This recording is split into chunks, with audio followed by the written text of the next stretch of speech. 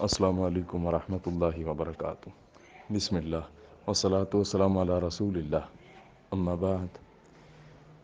ایک بہن سوال پوچھتی ہیں کہ قادیانی کولیگ ہیں ہماری کالج میں، ان سے اب کیسا برتاؤ رکھنا چاہیے اور کیا باقی سٹاف کو اس متعلق بتلانا چاہیے، اور کالج والے نہیں چاہتے کہ یہ ٹیچر جائیں چھوڑ کر، براہ کرم رہنمائی کر دیں۔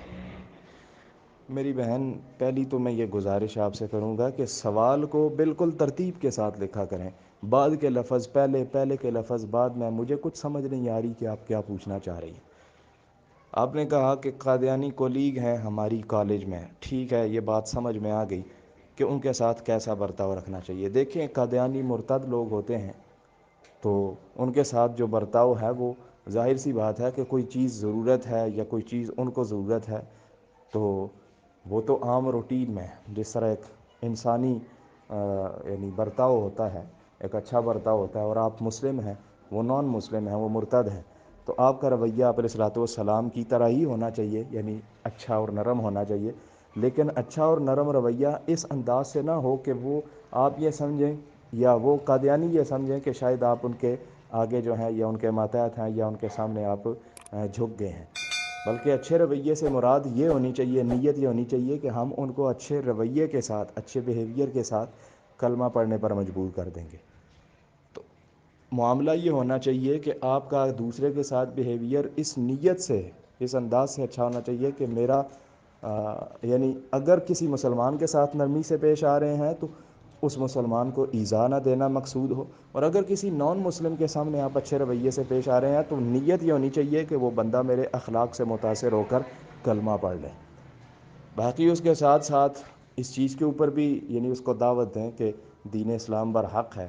قادیانی جو مرزا غلام احمد قادیانی ہے وہ مرتد شخص ہے، اس نے نبوت کا جھوٹا دعویٰ کیا تھا، وہ بدبخت اور خبیث انسان، کذاب انسان ہے۔ یعنی یہ ساری باتیں ان کے سامنے رکھیں کہ خاتم النبیین صرف جناب محمد الرسول اللہ صلی اللہ علیہ وسلم ہے جو کہ آخری نبی ہیں، اور آپ کے بعد قیامت تک کوئی بھی شخص نبوت کا جو دعویٰ کرے گا وہ جھوٹا ہوگا، کیونکہ آپ صرف خاتم النبیین تھے اور اللہ رب العزت نے آپ کے اوپر نبوت ختم کر دی۔ تو یہ دعوت ان کے سامنے رکھیں۔ باقی آپ کے جملے کا یا آپ کے سوال کا جو آخری جملہ ہے وہ مجھے بالکل سمجھ نہیں آیا کہ کالج والے نہیں چاہتے کہ یہ ٹیچر جائیں چھوڑ کر۔ کون سے ٹیچر جائیں چھوڑ کر؟ تو یعنی میں یہی گزارش کروں گا کہ اپنے سوال کو، جو بھی بہنیں مجھے سن رہی ہیں بیٹیاں، وہ اپنے سوال کو ایک ترتیب کے ساتھ، یعنی پہلے سوچ لیا کریں کہ میں کیا سوال پوچھنا چاہ رہی ہوں، پھر وائس میں بھی کوشش کیا کریں کہ ایک ترتیب کے ساتھ سوال پوچھا کریں۔ کوئی مسئلہ نہیں، 5 منٹ لیٹ صحیح، لیکن جب تک سوال سمجھ نہیں آئے گا تب تک اس کا جواب نہیں دیا جا سکتا۔ تو انتہائی معذرت کے ساتھ اگر آپ کو میری بات بری لگی ہو تو میں معذرت چاہوں گا، لیکن یہ بات صرف اصلاحی ہے، آپ کو ساری زندگی یہ بات کام آئے گی۔ آج اگر میں آپ کی اصلاح کر رہا ہوں تو کل بھی آپ کو، یعنی بڑے بڑے علماء سے جب آپ سوال پوچھیں گی تو سوال کا ایک طریقہ کار ہونا چاہیے کہ ایک ترتیب کے ساتھ، مختصر اور جامع اور صحیح الفاظ کی ادائیگی کے ساتھ سوال پوچھیں گی تو اگلی شخصیت کے اوپر آپ کا اچھا اثر پڑے گا۔ تو اس لیے جب بھی سوال پوچھا کریں یا لکھا کریں تو ایک ترتیب کے ساتھ، تاکہ اگلے بندے کو سمجھنے میں آسانی ہو۔ جب سوال سمجھ آئے گا تو تبھی آپ کے سوال کا جواب دیا جائے گا، وگرنہ اگلا بندہ بھی کنفیوز اور آپ بھی کنفیوز۔ اللہ رب العزت ہم سب کی اصلاح فرمائے۔ ھذا ما عندی واللہ اعلم بالصواب، والسلام علیکم ورحمۃ اللہ وبرکاتہ۔